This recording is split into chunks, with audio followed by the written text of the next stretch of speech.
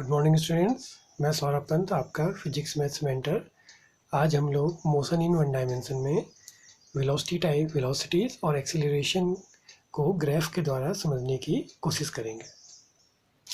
तो बच्चों, motion in one dimension में आज हम लोग कुछ ग्राफ पढ़ेंगे। तो पहला ग्राफ है, जैसे हम वेलोसिटी की बात करें तो एवरेज वेलोसिटी हम जैसा जानते हैं delta S upon delta T होती है, और सेकंड जो होती है वो होती है इंस्टेंटेनियस या उस पर्टिकुलर इंस्टेंट की जो वेलोसिटी होती है वो होती है D S upon D T. अब हम लोग ये जानते हैं कि ग्राफ के अकॉर्डिंग आखिर ये कैसे इसको हम समझ सकते हैं। तो इसके लिए देखो, D S S upon T यानी कि एस और टी के बीच में एक ग्राफ है। टी जो हो गया वो आपका इंडिपेंडेंट वेरिएबल हो गया, क्योंकि टाइम इंडिपेंडेंट होता है। एस आपका डिपेंडेंट वेरिएबल हो गया। टी आपका इंडिपेंडेंट वेरिएबल, एस आपका डिपेंडेंट। तो जब हम इसको बनाएंगे तो आपकी जो एक्स एक्सिस है इसमें टाइम आएगा और वाई एक्सिस में डिस्प्लेसमेंट आएगा। तो ये वेलोसिटी का जो ग्राफ बनेगा वो डिस्प्लेसमेंट और टाइम के बीच में बनेगा। अब एज्यूम करते हैं, थोड़ा सा इसको बड़ा बना के समझते हैं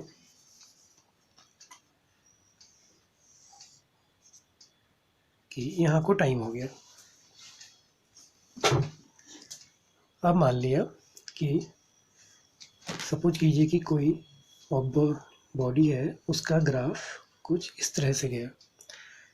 इस पर हम 2 पॉइंट ले लें। माना एक किसी इंस्टेंट t1 पर वो a पर थी, फिर एक दूसरे इंस्टेंट t2 पर वो बॉडी b पर पहुंच गई।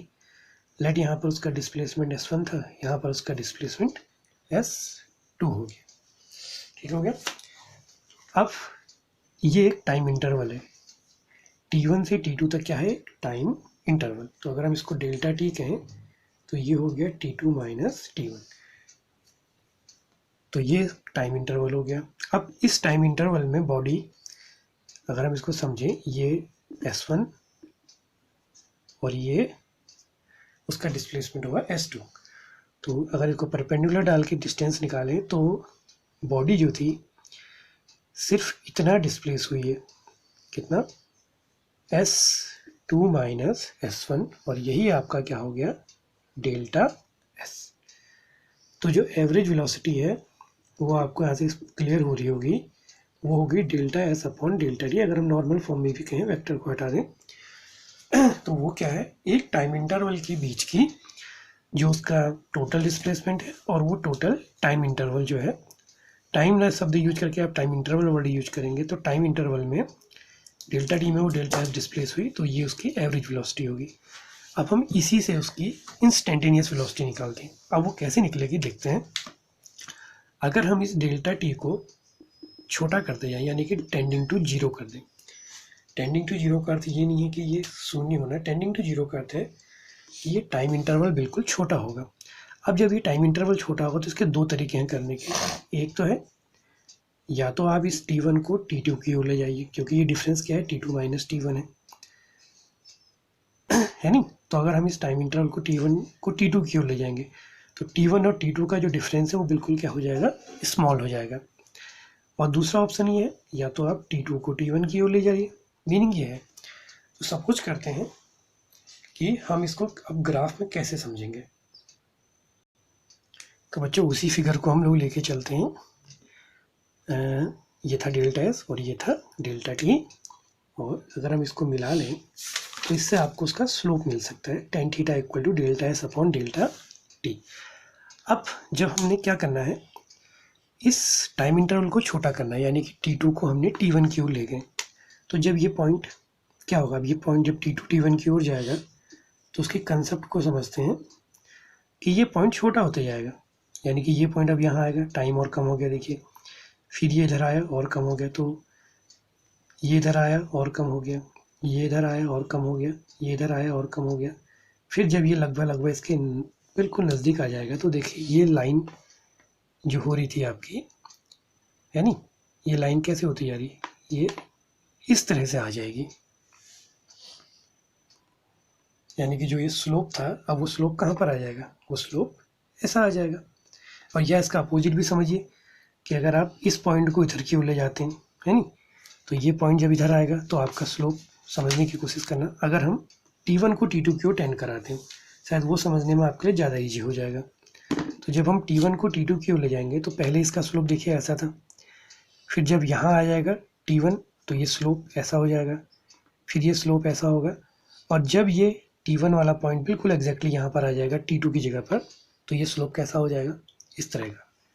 इनिशियली ये स्लोप है, फिर ये ऐसे हो गया, फिर ये ऐसे होते जाएगा, फिर ये ऐसे होते जाएगा, और जब ये एग्जैक्टली वहाँ पर पहुँच जाएगा तो ये बन जाएगा इसका स्लोप ऐसा। तो मीनिंग क्या है, जब आपने इस delta S upon delta T में इस टाइम इंटरवल को 0 की ओर टेंड करा दिया, तब आपको क्या मिल गया, इस पर्टिकुलर पॉइंट की या उस पर्टिकुलर इंस्टेंट की वेलोसिटी। तो वही वेलोसिटी आपकी क्या हुई, इंस्टेंटेनियस वेलोसिटी होगी, है नी। तो ये उस पर्टिकुलर इंस्टेंट की वेलोसिटी हुई, तो ये आपकी इंस्टेंटेनियस वेलोसिटी होगी। और ये उस पर्टिकुलर पॉइंट पर क्या हो गया, जो आप टेंजेंट ड्रॉ करेंगे उस टेंजेंट का टाइम एक्सेस के साथ स्लोप, या आप उसको नॉर्मली एक्स एक्सेस भी कह सकते हैं, ठीक है। इसी तरह से सेम प्रोसेस होगी एक्सीलरेशन के लिए।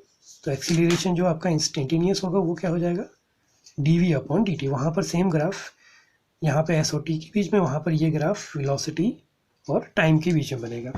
तो वहाँ पर क्या कहेंगे कि इंस्टेंटेनियस एक्सीलरेशन जो है वो वेलोसिटी टाइम ग्राफ का उस पर्टिकुलर इंस्टेंट के बीच का टेंजेंट का स्लोप होगा, ठीक है। तो ये चीज़ आपकी क्लियर हुई होगी। तो बच्चों इसके बाद हम लोग इसी से एक कंसेप्ट और निकालेंगे, सेम जो अभी हमने पढ़ा था कि v equal to D S upon D T. इससे अगली कंसेप्ट क्या अराइज हो जाती है, जिसको भी हमें कोई मेमोराइज करने की ज़रूरत नहीं है, लॉजिकल समझेंगे, कि D S is equal to V T T, ठीक है। अब अगर मैं इसको इंटीग्रेट करता हूँ, तो जैसा कि इंटीग्रेशन की मीनिंग होती है, इंटीग्रेशन को कॉमनली हम लोग कई टाइप से एक्सप्लेन समझते हैं, कि सिग्मा भी कहते हैं और एरिया ऑफ कर्व भी कहते हैं। तो यहाँ पर अगर हम देखें, ये वेलोसिटी और डी टी के बीच है। तो मान लीजिए आपके पास ये टाइम है और इधर को वेलोसिटी है, कोई वेलोसिटी टाइम ग्राफ दिया, सपोज कीजिए ऐसा ही हो गया, ठीक है। इसमें वेलोसिटी टाइम बढ़ने के साथ पहले बढ़ रही है, फिर टाइम घटने के साथ वेलोसिटी डिक्रीज कर रही है। तो यहाँ को वेलोसिटी होगी, माना हम एक स्ट्रिप ले लें छोटी सी, तो ये इधर को है स्ट्रिप की मोटाई बहुत नेग्लेजिबल, ये आपकी डी टी हो गई, इसकी थिकनेस, और यहाँ को आपकी अपवर्ड की ओर वेलोसिटी होगी। तो इस स्ट्रिप का एरिया कितना हो गया, v इंटू डी टी। तो v इंटू डी टी, अब आप समझिए v इंटू डी टी को, v इंटू जो डी टी है वो क्या दिखा रहा है,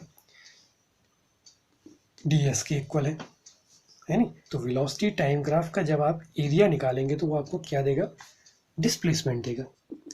तो ये आ जाएगा कि velocity area displacement is equal to, क्या लिखेंगे, area of V T graph. तो एक ही कंसेप्ट से देखो दो चीज़ें अराइज हुई हैं। पहले हमने स्लोप निकाला तो वो वेलोसिटी को इंस्टेंटेनियस शो कर रहा था, अब हम उसी का जब एरिया निकाल रहे हैं तो वो क्या शो कर रहा है कि वेलोसिटी टाइम ग्राफ का एरिया डिस्प्लेसमेंट को शो कर रहा है। तो एक इस तरह से भी आप अराइज कर सकते हैं। सेम इसकी अपोजिट कंसेप्ट बन जाएगी एक्सीलरेशन के लिए। तो एक्सीलरेशन क्या होता है, a equal to d v by d t, तो d v equal to a d t.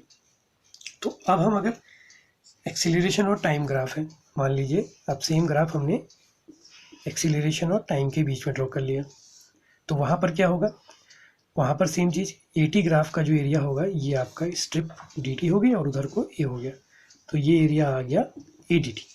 तो ए डी टी उस समय क्या शो करेगा, वेलोसिटी। तो जब एक्सीलरेशन टाइम ग्राफ का एरिया निकालेंगे तो वो वेलोसिटी को शो करेगा, और जब हम वी टी ग्राफ का एरिया निकालेंगे तो वो एस को शो करेगा। तो कई बार आपके पास ऐसे कॉम्पिटिशन लेवल पे भी काफ़ी आते हैं कि जहाँ पर आपके पास कई तरह के कर्व बने होते हैं और डिस्प्लेसमेंट निकालिए, तो वहाँ पर अक्सर ये कंसेप्ट अराइज होगी कि आपको उसका एरिया देखना है।